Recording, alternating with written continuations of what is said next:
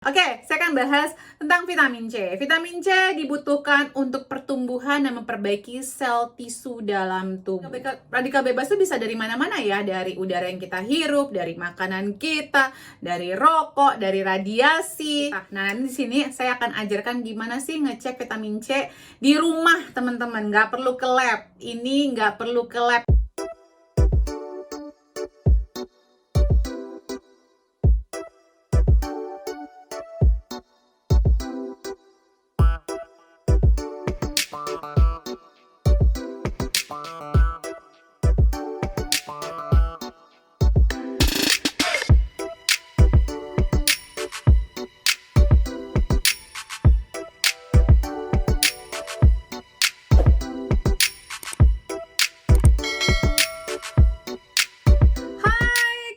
Bersama saya Debbie Jamari, your favorite naturopathic practitioner.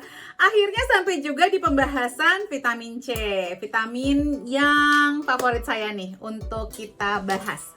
Kenapa favorit? Karena sebenarnya vitamin yang paling murah, paling mudah, dan dapat membantu macam-macam masalah kesehatan, dapat menghindari dan elemen yang paling penting dari banyak kondisi kesehatan. Oke, yuk cus kita bahas. Tapi sebelumnya jangan lupa untuk like, comment, subscribe.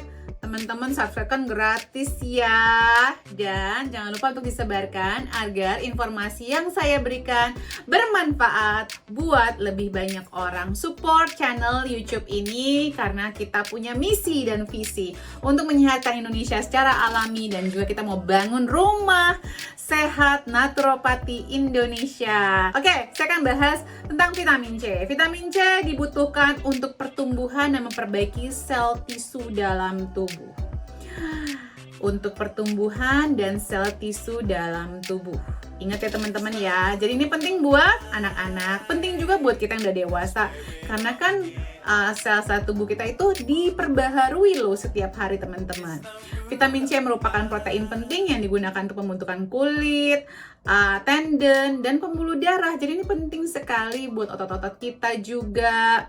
Mempercepat penyembuhan luka dan mengurangi resiko bekas luka, memperbaiki tulang, sendi, dan gigi, membantu penyerapan zat besi. Nah, ini salah satu mineral yang menyebabkan banyak masalah ya, menyebabkan stunting, kalau kekurangan zat besi, menyebabkan anemia di orang dewasa. Ya sutra lah ya.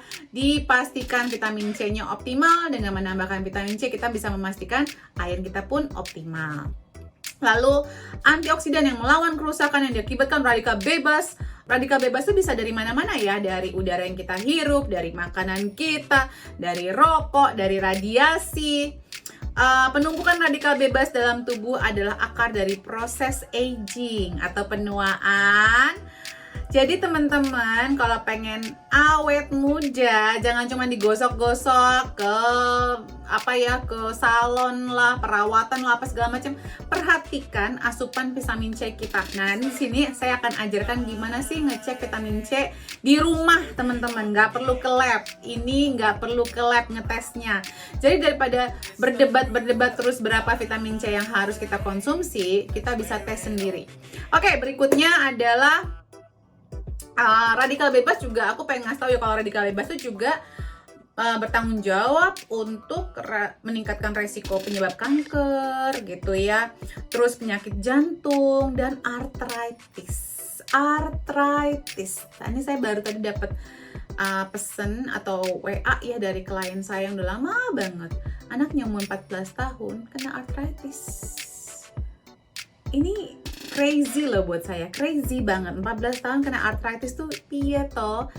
Nah, penyakit akibat kekurangan vitamin C yang banyak dikenal adalah scurvy sejak zaman Hippocrates di tahun 1500 before Christ. James Lind 1757 ya, yang menemukan hubungan antara kekurangan vitamin C dengan asupan diet sehari-hari. James Lind menunjukkan kondisi scurvy dapat dihindari dengan konsumsi lemon juice atau jeruk. Oke, tapi nanti saya mau kasih tahu nih, vitamin C bukan dari lemon aja atau jeruk aja ya. Masih banyak sekali makanan-makanan alami yang mengandung vitamin C tinggi. Terus juga bentuk aktif dari vitamin C adalah ascorbic acid dan dihydroascorbic acid dan diserap di usus kecil dan di mulut kita. Nah teman-teman, dosisnya itu range-nya antara 250 sampai 1000 mg. Ini kalau di European Union. Sebenarnya tidak dianjurkan dosis yang tinggi saat kehamilan semester akhir karena dapat menyebabkan bayi terbiasa dengan dosis tinggi. Nah kalau untuk ibu hamil agak berbeda aturannya ya. Nanti kalau untuk tesnya tidak saya anjurkan untuk ibu hamil. Jadi jangan terus deh kayak parno, ketakutan kalau vitamin C dapat merusak ginjal, kebanyakan segala macam. Ya minum air putihnya aja dicukupin guys. Oke, udah tahu kan ya, kita bahas di micro habit loh soal air putih berapa kebutuhan kita sehari-hari. Jadi jangan terus panik, jangan terus takut, tapi penuhi kebutuhannya. Dan kalau soal ginjal, air putihnya sayang dioptimalkan. Nah, refrigeration atau ditaruh di kulkas dan membekukan langsung makanan saat matang atau buah dan sayur saat setelah dipetik dapat menjaga kadar vitamin C dalam sumber makanan kita. Sayur dan buah lebih baik dibekukan daripada segar namun disimpan dalam waktu dan jarak yang lama dari saat dipanen. Makanya kalau di Eropa kita itu buah-buahan dan sayur banyak yang langsung dibekukan, belinya dalam bentuk beku karena itu bisa menjaga kadar vitamin C-nya teman-teman. Jadi kalaupun teman-teman mau beku-bekuin makanan boleh, begitu matang langsung dibekuin, begitu panen langsung dibekuin. Nah, dosis 25 mg vitamin C yang dikonsumsi berbarengan dengan makanan dapat meningkatkan penyerapan zat besi hingga 65%. Makanya teman-teman notice nggak sih banyak sekali hidangan-hidangan makanan Indonesia itu yang ditambahin lemon atau jeruk lemon, jeruk limo ya, suka diperesin gitu ya. Karena itu meningkatkan zat besi yang kita banyak loh kekurangan, terutama orang Indonesia. Nah, jadi kalau untuk penyerapan zat besi yang optimal itu dibutuhkan minimal 100 mg per hari vitamin C. Kekurangan vitamin C itu terjadi pada individu yang mengkonsumsi obat-obatan seperti aspirin, barbiturates, oral kontrasepsi atau pil KB, dan perokok. Jadi pil KB ini teman-teman dapat menghalangi penyerapan vitamin C. Dan juga konon ini tambahan aja ya, aku juga baru baca artikel dan penelitian baru, pil KB ini, orang yang mengkonsumsi pil KB dapat menyebabkan gangguan kandida juga dalam pencernaannya karena merubah lingkungan pH dari pencernaan kita. Oke, lanjut ke vitamin vitamin C, sorry. Waduh, Ibu Dewi kurang fokus hari ini. Mesti minum adaptogen nih, Prayaguna mungkin ya. Jadi, kalau gini loh teman-teman, sebenarnya untuk orang-orang yang mengkonsumsi obat-obatan tersebut di atas tadi, kalau bisa sih minimal 80 mg. Ya memang di sini ada perdebatan antara medis katanya cuma butuh 90 mg, nggak usah banyak-banyak, 100 mg aja udah kebanyakan. Sebenarnya itu hanya untuk hidup aja, bukan sehat ya teman-teman ya. Karena sebenarnya menurut penelitian 1000 sampai 2000 mg per hari itu aman konsumsi vitamin C. Nah, soalnya gimana? Apalagi kalau kita merokok, satu batang rokok itu bisa mengurangi 25 mg vitamin C dalam tubuh kita. Nah, kalau orang-orang yang udah punya kandungan zat besinya tinggi, sebaiknya tidak mengkonsumsi vitamin C dalam dosis tinggi juga ya. Jadi turunin dulu kadar zat besinya. Jadi 2000 mg itu sebenarnya standar ya teman-teman. Kalau teman-teman mau ngecek, gini nih teman-teman bisa ngecek gini ya. Sediakan satu hari di mana teman-teman nggak mau kemana-mana dan beli vitamin C buffered, BUFFERED. Jadi buffered ini artinya sudah dikawinkan dengan mineral tertentu supaya nggak menyebabkan asam lambungnya naik, nggak menyebabkan ketidaknyamanan di pencernaan. Nah, teman-teman konsumsi 1000 mg per jam. Jadi ini satu hari aja ya teman-teman ya. Konsumsi 1000 mg per jam dan harus on time. Misalnya jam 10:15 mulainya, habis sarapan ya. Terus jam 11:15, jam 12:15, 1:15, 2:15 sampai kita diare. Jadi tanda-tanda kita itu kelebihan mengkonsumsi vitamin C berlebihan itu adalah kalau kita kena diare. Tapi diarenya aman kok, nanti juga stop sendiri kalau kita udah menghentikan asupan konsumsi si vitamin C-nya ini. Kalau misalnya nggak diare-diare, teman-teman stop di angka 8.000 mg. 8.000 mg stop aja ya, karena saya tidak tanggung jawab kalau lebih dari itu. Nah, berarti berapa kebutuhan kita? Kebutuhan kita adalah 1 dosis sebelum kita diare. Jadi 1 dosis sebelum diare itu, misalnya teman-teman diare di angka 5.000. Berarti kebutuhan vitamin C teman-teman adalah 4.000 mg. Nah, 4.000 ini kita bagi 2 ya, nggak minum 4.000. Nah, kita bagi 2, jadi 2.000.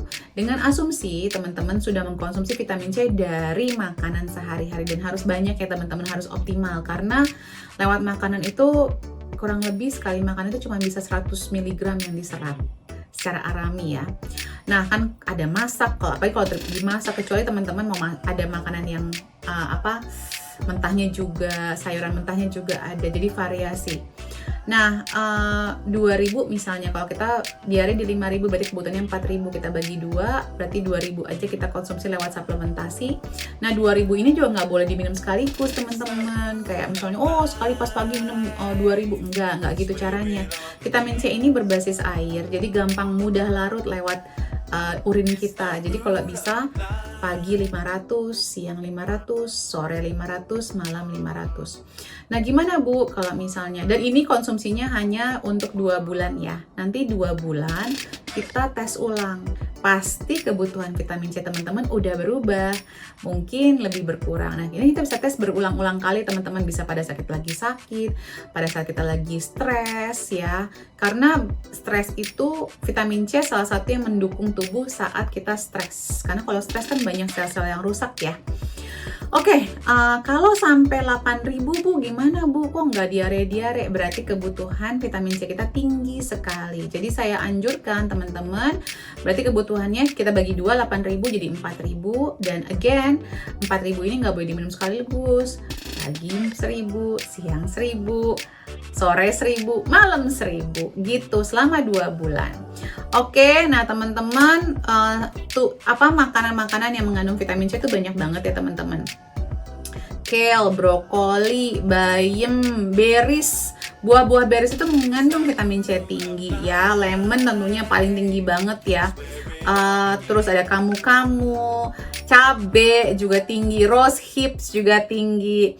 Suplemen yang saya sarankan adalah ada Terra Nova, ada Now Foods yang buffered, ada Allergy Research, ada BioHealth, ada BioCare, ada Nutri Advance, ada Cytoplan, ada Health Aid, ada Tone Research, ada liposomal vitamin C dari Dr. Mercola. Nah, liposomal ini dia lebih mahal tapi memang lebih mudah diserap dan tidak menyebabkan gangguan asam lambung. Ada BioNutri, ada Sunkiss, ada Ester C, ada GNG Vitamin, ada Solaray, ada KAL. Ya teman-teman, jadi teman-teman kalau kita juga nih orang-orang yang punya kadar gula tinggi atau diabetes itu biasanya menyebabkan vitamin C-nya juga rendah teman-teman. Makanya orang yang diabetes itu susah sembuh kalau luka ya teman-teman. Berarti kalau kita vitamin C-nya optimal, kita bisa menghindari resiko diabetes ya kan. Jadi juga vitamin C itu juga vitamin C juga dibutuhkan untuk merangsang produksi kolagen biar kita awet muda teman-teman, biar tulang-tulang kita juga, sendi-sendi kita juga sehat teman-teman.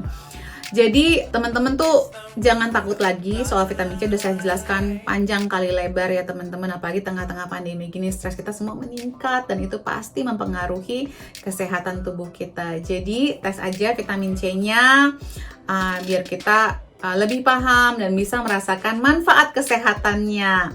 Oke, kalau begitu sekian penjelasan soal vitamin C. Semoga bermanfaat teman-teman. Thank you so much untuk subscribe-nya. Thank you so much untuk share-nya. I love you all. Stay happy, stay healthy. Salam sehat selalu.